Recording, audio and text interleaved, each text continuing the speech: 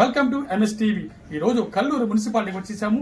7వ వార్డు మరి సభ్యుడైనటువంటి కౌన్సిలర్గా అభ్యర్థిగా బీఆర్ఎస్ తరపున భానోత్ కృష్ణ గారు పోటీ చేస్తున్నారు. ఆయన ద్వారా కొన్ని మాటలు తెలుసుకుందాం. నమస్తే సార్. నమస్తే అండి. చెప్పండి సార్, మీకు మరి పార్టీ అధిష్టానం టికెట్ ఇచ్చారు కదా, మరి ఈ పదవికి కౌన్సిలర్, మరి మీరు ఎలా ఫీల్ అవుతున్నారు? చాలా సంతోషంగా ఫీల్ అవుతున్నానండి. మా శాసనసభ్యులు సెంట్రా వెంకట వీరయ్య గారు నాకు దాంతోపాటు నా గురువు గారు లక్ష్మీంద్ర గారు ఆశీస్సులతో నాకు బీఆర్ఎస్ పార్టీ తరఫున 7వ వార్డు కౌన్సిలర్గా నన్ను నిర్ణయించినందుకు చాలా సంతోషకరంగా చాలా ఆనందంగా నేను పడుతున్నాను. ఈ 7వ వార్డు గెలిచి వాళ్ళకి గిఫ్ట్గా అందించాలని నేను కోరుకుంటున్నాను. పబ్లిక్ కూడా ఆశిస్తారని, వాళ్ళ ఆశీస్సులు నాకు ఎప్పుడు ఉంటాయని భావిస్తున్నాను. చెప్పండి సార్, మీరు కౌన్సిలర్గా పోటీ చేయాలని ఎందుకు అనుకుంటున్నారు? నాకు గత 25 సంవత్సరాల నుంచి రాజకీయ అనుభవం ఉన్నది. నేను ఒకసారి జెడ్పీటీసీ కూడా పోటీ చేశాను. స్వల్ప మెజార్టీతో ఓడిపోయాను. నా తండాలో, నా గన్మా తండా, గన్యా తండా, లక్ష్మ తండాలో వాళ్ళ పరిస్థితులు నాకు తెలుసు, స్థితిగతులు మొత్తం తెలుసు. రాజకీయంగా నేను నా చేతన సహాయం చేశాను. మా సెంట్రా వెంకట వీర గారు ఆయన సపోర్టుతో మా రగ్గారు ఆధ్వర్యంలో ఇక్కడ 60-70 లక్షలు సీసీ రోడ్లు పోసాను. ఎవరికైనా మా ప్రజలకు అందుబాటులో ఉండి వాళ్ళు ప్రతిరోజు వాళ్ళు కావాల్సిన సేవ అందిస్తూ వాళ్ళు ఒక్కడిగా కలిసిమెలిసి ఉంటూ వాళ్ళతో నేను ఈ కౌన్సిలర్గా గెలిపిస్తే మా గ్రామాన్ని ఇంకా అభివృద్ధి చేయాలని కావాలని కోరుకుంటూ కౌన్సిలర్గా వచ్చినందుకు చాలా ఆనందంగా ఉంటున్నాను. చెప్పండి సార్, గెలిచిన తర్వాత మీరు మీ వార్డుకి అయితేనేమి, కల్లూరు పట్టణానికి అయితేనేమి ఎటువంటి అభివృద్ధి కార్యక్రమాలు చేయబోతున్నారు? మీ మేనిఫెస్టో ఏమిటి? నా మేనిఫెస్టో ఏముందండి, నేను 7వ వార్డు కౌన్సిలర్గా గనియాతండ, హన్మాతండ, లక్ష్మతండ గ్రామాల్లో సైడ్ డ్రైనేజ్ చాలా ఇబ్బందికరంగా ఉంది. సీసీ రోడ్లు కూడా వేయాల్సి ఉన్నది. మాకు వాటర్ ప్లాంట్లో కూడా దెబ్బ ఉంది. నేను గెలిచిన తర్వాత మినీ వాటర్ ట్యాంకు ఏర్పాటు చేయాలని అనుకుంటున్నాను. దాంతోపాటు మా గ్రామంలో చనిపోయిన వాళ్ళకి వెహికల్స్ ఏర్పాటు చేయడం అనుకుంటున్నాను. అదేవిధంగా ప్రజలకు అవసరమైన ప్రదేశాల్లో పబ్లిక్ టాక్ కూడా నిర్మించాలనుకుంటున్నాను. వెజ్ నాన్ వెజ్ మార్కెట్ సౌకర్యంతో ఏర్పాటు చేయడం మున్సిపాలిటీ పరిధిలో. మా గ్రామాల్లో కోతులను కుక్కలు పెడితే బాగుంది. ప్రజలకు దాని రక్షణ కల్పిస్తాము. సీసీ రోడ్డు 4 కోడుల వద్ద కాలువడ్డ నిర్మాణం చేయడం జరుగుతాను. అదేవిధంగా నేను మా ఊరు ప్రజలందరికీ ఇంకో విషయం తెలియజేసుకుంటాను. ఏంటంటే మాకు మినీ వాటర్ ట్యాంకు చాలా ఇబ్బందికరంగా ఉంది. మా ప్రజల కోసం మినీ వాటర్ ట్యాంక్ ఏర్పాటు చేయాలనుకుంటున్నాను. చనిపోయిన వాళ్ళకి మన తీసుకెళ్ళటానికి అప్పుడు ఏమంటారు, అది వాహనం ఒకటి చేస్తామండి. అదేవిధంగా చనిపోయిన బాక్స్ ఏర్పాటు చేయాలని అనుకుంటున్నాను. సీసీ బాక్స్ ఒకటి ఏర్పాటు చేయాలనుకుంటున్నాను. అదేవిధంగా ప్రజలు ఉన్న ప్రతి సమస్యకి వాళ్ళు అందుబాటులో ఉండి వాళ్ళకి అవసరమైన రోజు అందుబాటులో ఉండి వాళ్ళతో పాటు నా సేవ చేసే అదృష్టం కల్పిస్తానండి. Thank you. మీరు గెలిచిన తర్వాత మీ యొక్క వార్డుకి ఎటువంటి అభివృద్ధి కార్యక్రమాలు చేయబోతున్నారు? నేనండి, నా 7వ వార్డులో ఉన్న గనియాతండ, హన్మాతండ, లక్ష్మణ తండాలో నాకు మినీ వాటర్ ట్యాంక్ ఏర్పాటు చేయాలని అనుకుంటున్నాను. అదేవిధంగా కుక్కలు కోతులు పెడితే చాలా ఉంది. వాటి నుంచి మా ప్రజలకు రక్షించాలని అనుకుంటున్నాను. అదేవిధంగా మాకు చనిపోయిన వాళ్ళకి ఒక బాక్స్ లేదు, ఆ బాక్స్ ఏర్పాటు చేస్తాను. దాంతోపాటు కూడా మా గ్రామ ప్రజల్లో డ్రైనేజ్ వ్యవస్థ కొంచెం ఇబ్బందికరంగా ఉంది. డ్రైనేజ్ వ్యవస్థను కూడా ఏర్పాటు చేస్తాను. సీసీ రోడ్లు కొన్ని ఉన్నాయి, సీసీ రోడ్లు కూడా ఏర్పాటు చేసి మా గ్రామ అభివృద్ధికి చాలా కృషి చేస్తాను. దాంతోపాటు మా దేవాలయం గుడికి కొన్ని ఇది ఉన్నాయి, దాంట్లో నా చేతన సహాయం చేసి మా దేవాలయాన్ని కొన్ని నిధులు కేటాయించి వాటిని కూడా అభివృద్ధి పనిచేస్తాను. దాంతోపాటు మా ప్రజలకి కాలనీలు ఇబ్బంది ఉంది, కాలనీలు కూడా ఇప్పించడం చేస్తాను. అదేవిధంగా రేషన్ కార్డులు కానీ వాళ్ళకున్న ఇతర ఇబ్బందులైనా వాళ్ళతో అందుబాటులో ఉండి వాళ్ళ వెనకంటూ ఉండి వాళ్ళ కోసం ప్రతి ఊరిని మా ఊరిని అభివృద్ధి పద్ధతిలో చేయాలని నా ఆకాంక్ష. నా ప్రజలు నన్ను గెలిపిస్తే తప్పకుండా నేను చెప్పిన పనులు హామీ ఇస్తున్నాను, తప్పకుండా అవి నెరవేరుస్తాను. నా గ్రామాన్ని, నా 7వ వార్డు గ్రామాన్ని తప్పకుండా అభివృద్ధి పథంలో తీసుకెళ్ళి ఒక ఉత్తమమైన 7వ వార్డు గ్రామంగా తీర్చిదిద్దుతానని హామీ ఇస్తున్నాను.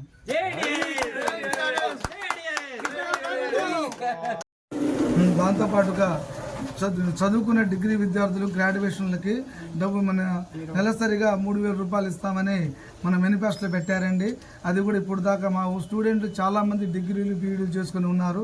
వాళ్ళు నిరుద్యోగులుగా తిరుగుతున్నారు. వాళ్ళకి ఏదో విధంగా ఆర్థిక సాయం చేస్తే వాళ్ళు కోచింగ్ తీసుకొని వాళ్ళు ఉద్యోగం సంపాదించే ప్రయత్నం చేస్తారు. అది కూడా నెరవేర్చలేదు. లేనిపోని హామీలు ఇచ్చి ప్రజలు మభ్యపెట్టి గెలిచి కాంగ్రెస్ ఎటువంటి హామీలు నిలబెట్టుకోలేదు. మరోసారి ఇక్కడ ఉన్న క్యాండిడేట్ కూడా రకరకాల హామీలు ఇస్తున్నారు. ఇది చేస్తాం అది చేస్తాం చేస్తారు. మా హామీలను ఎట్టి పరిస్థితుల్లో మా 7వ వార్డులో ఉన్న ఓటర్లు నమ్మటం లేదు. నా మీద పూర్తి నమ్మకం ఉండి బీఆర్ఎస్ పార్టీకి గెలిపించడానికి ప్రయత్నం చేస్తున్నారు. వారికి నాకు ప్రత్యేక ధన్యవాదాలు తెలియజేస్తున్నా. కాంగ్రెస్ ప్రభుత్వం వచ్చే 2 సంవత్సరాల్లో మేము చేసింది పనులు తప్ప వాళ్ళు ఎటువంటి పనులు చేయలేదు. ఇక్కడ 10 సంవత్సరాలు మేము చేసిన డ్రైనేజ్ వ్యవస్థ ఒకటి ఉంది. సీసీ రోడ్లు కొన్ని పోసాము, వైకుంఠ దారం కట్టాము. మాకు కొత్తగా కమిటీ హాల్ వచ్చిందండి. పోయినసారి సర్పంచ్ ఉన్న వ్యక్తి మాకు తీర్మానం కూడా ఇవ్వలేదు. దాంతోపాటు 30 లక్షలు నాకు సైడ్ వాల్స్ సీసీ రోడ్స్ వస్తే దానికి నాకు తీర్మానం ఇవ్వడానికి చాలా ఇబ్బంది పెట్టారు. ఇదే విధంగా మా గ్రామంలో ఇప్పుడు దాకా ఈ కాంగ్రెస్ అనేది 2.5 సంవత్సరాలు అవుతుంది. ఒక ఇటుక కానీ ఒక ఇటుక కూడా పెట్టలేదండి. రైతులు ఐకేపీ కూడా దాన్ని చాలా ఇబ్బంది పెట్టి తీపిస్తే మళ్ళీ వచ్చింది. మాకు కాంగ్రెస్ వాళ్ళు రకరకాలుగా ఇబ్బంది పెడుతున్నారు మా ప్రజలకి, మా వాళ్ళకి. దాన్ని ప్రతిఫలంగా నాకు మంచి విజయాన్ని కల్పిస్తారని నేను భావిస్తున్నాను. చెప్పండి సార్, మీకు మరి కల్లూరు మున్సిపాలిటీకి ఎస్టీకి కేటాయించాలని తెలుస్తుంది. మరి కొంతమంది బయట మేము సర్వే చేస్తుంటే భానుతి కృష్ణ గారు అని అంటున్నారు, చైర్మన్ పదవి అర్హులని. దానికి ఒకవేళ వస్తే దానికి మీరు అంగీకరిస్తారా వద్దంటారా? మీ అభిప్రాయం ఏంటి? ఇప్పుడు కల్లూరు మున్సిపాలిటీ ఎస్టీ జనరల్ అయింది. మాకు ఎస్టీ 3 అయింది. 6వ వార్డు, 4వ వార్డు, 7వ వార్డు. నేను ఇక్కడ కౌన్సిలర్గా గెలిచి మా 3 వార్డు గెలిస్తే మా అధిష్టానం మా శాసనసభ్యులు సండ్రా వెంకటయ్య గారు, అదేవిధంగా మా గురువుగారు లక్ష్మీ రగ్ గారు, వాళ్ళ అధిష్టానం ప్రకారంగా ఎవరికి ఇచ్చినా నాకు అయిపోయిన కట్టుబడి ఉంటాను. తప్పకుండా వాళ్ళ అధిష్టానం మాట ఇస్తే వాళ్ళు అనుకున్నట్టు నాకు ఇస్తే నేను దాన్ని సరస్తా వహించి వాళ్ళ పనుల్లో అంగీకరిస్తాను. వాళ్ళు ఏది చెప్తే అది దాన్ని భావిస్తాను. కాంగ్రెస్ 6 గ్యారెంటీస్ అమలు చేసింది మీ గ్రామంలో, మీ వార్డులో? మా వార్డులో ఇప్పుడు దాకా కాంగ్రెస్ ఎటువంటి అభివృద్ధి చేయలేదండి.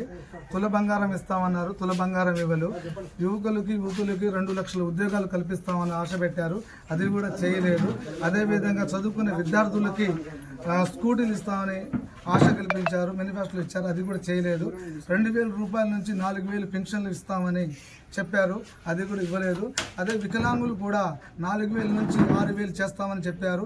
ఇప్పుడు దాకా 2 సంవత్సరాలు అవుతుంది, ఎటువంటి హామీ నెరవేర్చలేదు. దాంతోపాటుగా కాలనీలు భారీ వేతన ఇస్తామన్నారు. ఇక్కడ మా వార్డులో చాలామంది కాలనీలు రావాల్సినది, వాళ్ళకి ఇవ్వలేదు. అదేవిధంగా మా యువకులు కాకుండా మహిళలకు కూడా 2,500 రూపాయలు ఇస్తామని మేము రాగానే డిసెంబర్లోకి 5 ఇస్తామని ప్రకటించారు, అది నెరవేర్చలేదు. దాంతోపాటు ఇప్పుడు ఉన్న రేషన్ కార్డు ఇస్తామని, కొత్త రేషన్ కార్డు ఇస్తామని, ఇప్పుడు కొత్త రేషన్ కార్డు అమలు కాలేదని ప్రతి ఊళ్ళో ఇంటింటి ప్రచారం చేస్తుంటే ముందుగా చెప్పేది అదే వాళ్ళు. మాకు కాలనీలు లేవు, మాకు లెట్రూమ్ బాత్రూమ్ కూడా రాలేదు. మాకు తప్పకుండా ఈ సౌకర్యం మాకు కల్పించాలి. నువ్వు గెలిస్తే మాకు నువ్వు అందుబాటులో ఉంటావు కాబట్టి, నువ్వు రాజకీయంగా చాలా మా గురించి తెలుసు కాబట్టి, మాకు చాలామంది కాలనీలు ఒకే ఇంట్లో 3 నగలు ఉంటున్నాము. మాకు వచ్చింది 6-7 కాలనీలే. మా తండా మొత్తం 280 కుటుంబాలండి. దాంట్లో దాదాపుగా 100 కాలనీలు అవసరపడుతుంది. నన్ను గెలిపిస్తే నా తరపున వాళ్ళని పోరాడి వాళ్ళకి తప్పనిసరిగా నా చేతన సహాయం చేస్తాను. చెప్పండి సార్, చివరిగా మీరు మీ ఒక్క ఓటర్లకి ఏమని విజ్ఞప్తి చేస్తున్నారు? నేను గత 25 సంవత్సరాలుగా నాకు రాజకీయ అనుభవం ఉన్నది. దాంతోపాటుగా నేను ఒక విద్యావంతునిగా, సౌమ్యుడిగా, వివాహరహితుడిగా, ప్రజల్లో ఒక్కనిగా ఉండి కలిసిమెలిసి వాళ్ళతో పాటు ఉంటున్నాను. నాకు ఒక్కసారి అవకాశం ఇచ్చి నన్ను చేసి వారి మీద కలిపి వాళ్ళకి నేను అభివృద్ధి పనులను నడిపించి నా గ్రామానికి అభివృద్ధి చేసుకుంటాను. నేను మరి నా ఓటర్లు కోరుకున్నది ఏంటంటే, తప్పనిసరిగా నాకు కారు గుర్తుకు ఓటేసి నన్ను గెలిపించండి. 7వ నెంబర్ అండి, 7వ వార్డు అండి. ఈ 7వ వార్డులో సీరియల్ నెంబర్ కారు గుర్తు, 2వ వార్డు కారు గుర్తు ఉంటుంది.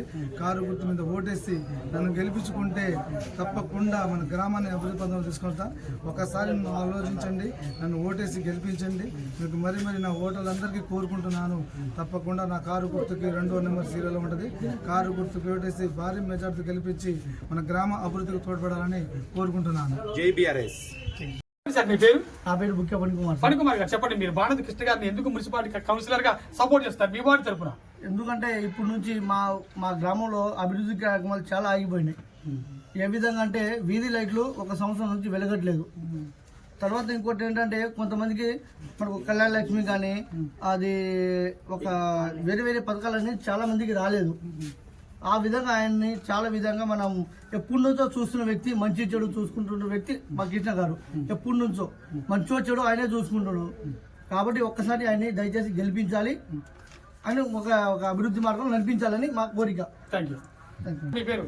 నా పేరు ముఖ్య గోపి అండి. గోపి గారు చెప్పండి, మరి కౌన్సిలర్ గారు బాణోత్ కృష్ణ గారు మీరు ఎందుకు సపోర్ట్ చేస్తున్నారు? కృష్ణ గారికి మేము సపోర్ట్ చేయడం కారణం ఏంటంటే, వాస్తవానికి మా ఊళ్ళో రాజకీయం ఎట్లా నడుస్తుందంటే, అంటే ఫైనాన్షియల్ ప్రకారంగా అన్నా ఏ ప్రకారంగా అన్నా ఒక అడుగు ముందుకేస్తున్నారు వాళ్ళు. ఇప్పుడు వ్యక్తిగతంగా ఓటర్లు ఎట్లా చూడాలంటే, ఒక క్యాండిడేట్ మనం నిర్ణయించుకునే క్యాండిడేట్ అంటే మంచి చెడు మన దాంట్లో తిరిగి చూసుకునేటట్టు ఉండేటట్టు చూసుకోవాలి. అట్లా లేదు మన దగ్గర. ఇక్కడ ఎట్లుందంటే విభేదము, ఒకసారి మనం గెలిపించినాక విభేదాలు ఎట్లయితున్నాయంటే అహంకారం పెరిగిపోతుంది. దానివల్ల ఏమవుతుందంటే మనం కలిసి ఉండలేకపోతున్నాం. వాస్తవానికి ఒకసారి ఛాన్స్ ఇచ్చినాం, చూసినాం, బాగానే ఉంది. కానీ ఇప్పుడు ప్రజెంట్ ఉన్న సిచ్యువేషన్ ఎట్లుందంటే మాకు డెవలప్మెంట్ లేదు. మెయిన్గా ఏంటంటే కాంగ్రెస్ వచ్చి ఒక 10 సంవత్సరాలు వెనుకబడినట్టుంది మాకు. తెలంగాణ ఉన్నప్పుడు కేసీఆర్ ఏ నాయకుడు ఉన్నా మాకు ఇక్కడే కలిసిమెలిసి ఉన్నట్టు ఉంది మాకు.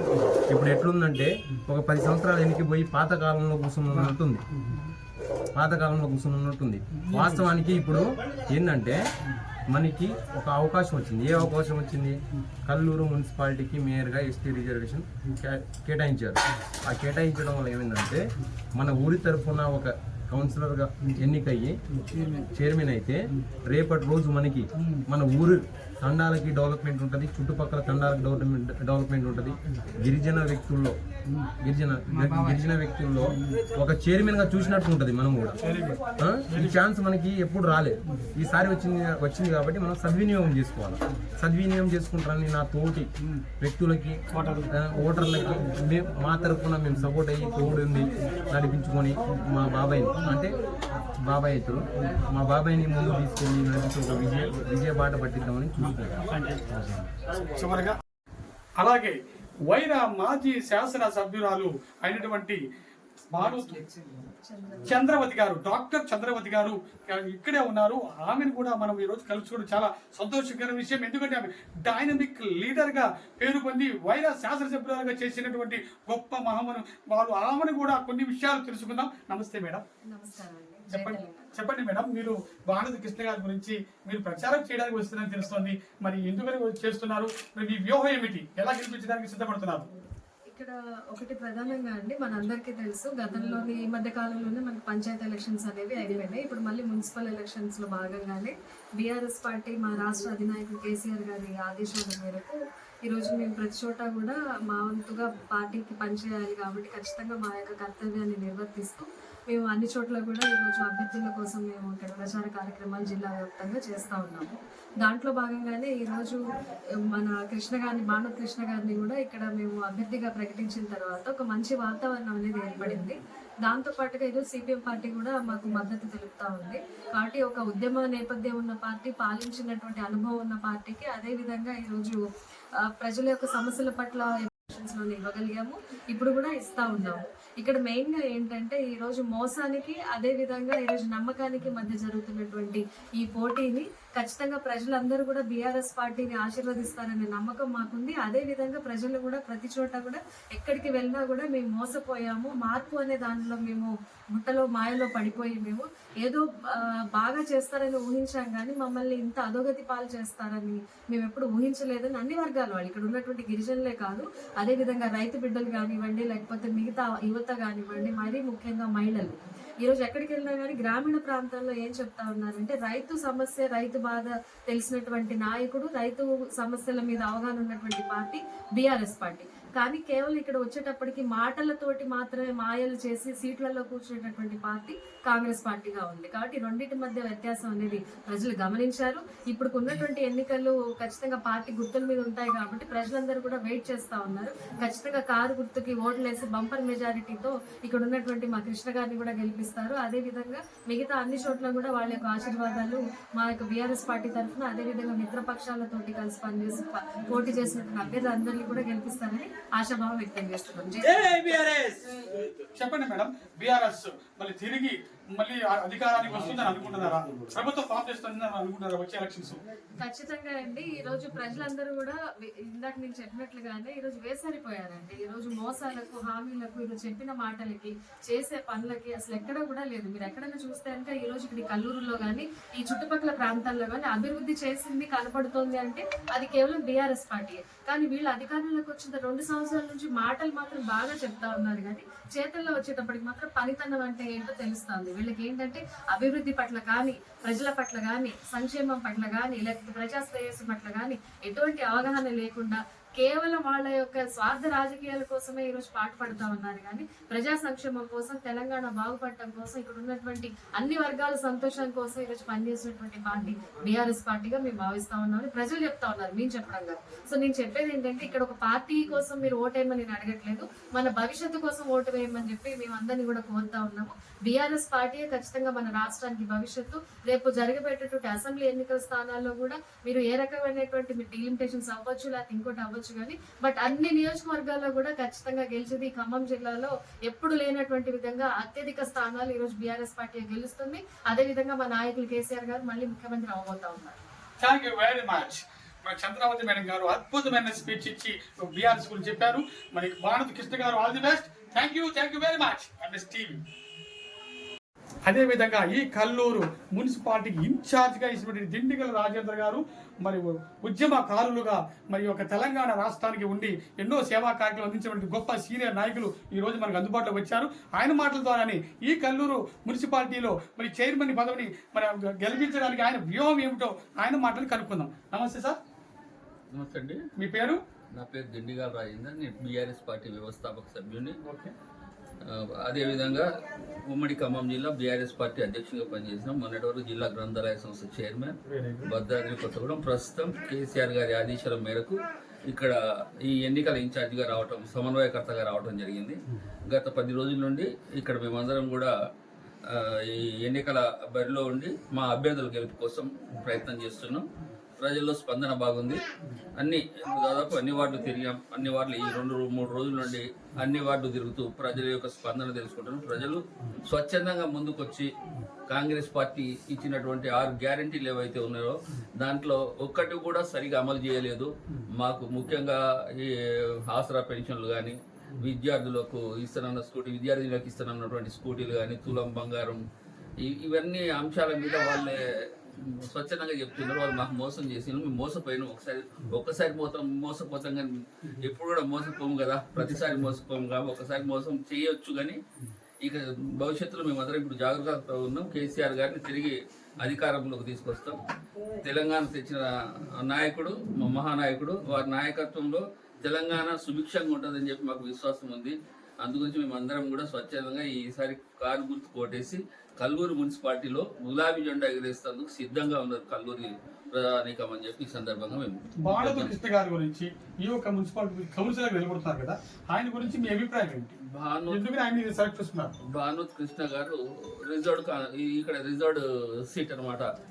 అవకాశం వారు ఈ వార్డు ప్రజానికి ఇంకా వారిని అత్యధిక మెజార్టీతో గెలిపిస్తే ఖచ్చితంగా మా మున్సిపల్ చైర్మన్, మొదటి చైర్మన్ క్యాండిడేట్గా ఆయన పేరు సువర్ణాక్షరాలతో లిఖించబడుతుందని చెప్పి ఈ సందర్భంగా నేను తెలియజేస్తున్నా. వారి కోసం యువత, మహిళలు అందరూ కూడా స్వచ్ఛందంగా ముందుకొచ్చి పనిచేస్తున్నారు. ఒక మంచి మనిషి, ఎందుకంటే ఎటువంటి కల్మషం లేని మనిషి అనమాట. అందరిలో ఒక మంచి పేరున్న వ్యక్తి. అందుగురించి వారిని ఈ వార్డు కౌన్సిలర్గా పోటీ చేపిస్తున్నాం మా బీఆర్ఎస్ పార్టీ తరఫున. వారు కూడా బాగా పనిచేస్తున్నారు. గత 3 రోజులు 4 రోజుల నుండి బాగా పనిచేస్తున్నారు. మొన్ననే స్క్రూటినీ అయిపోయిన తర్వాత నుండి బాగా పెద్ద ఎత్తున ప్రచారం నిర్వహిస్తున్నారు. అందరి ఆదరాభిమానాలు చూరగొంటున్నారు. ఖచ్చితంగా మాకు గెలిచే క్యాండిడేట్ ఈ భానుత్ కృష్ణ గారు అని చెప్పి మేము భావిస్తున్నాం.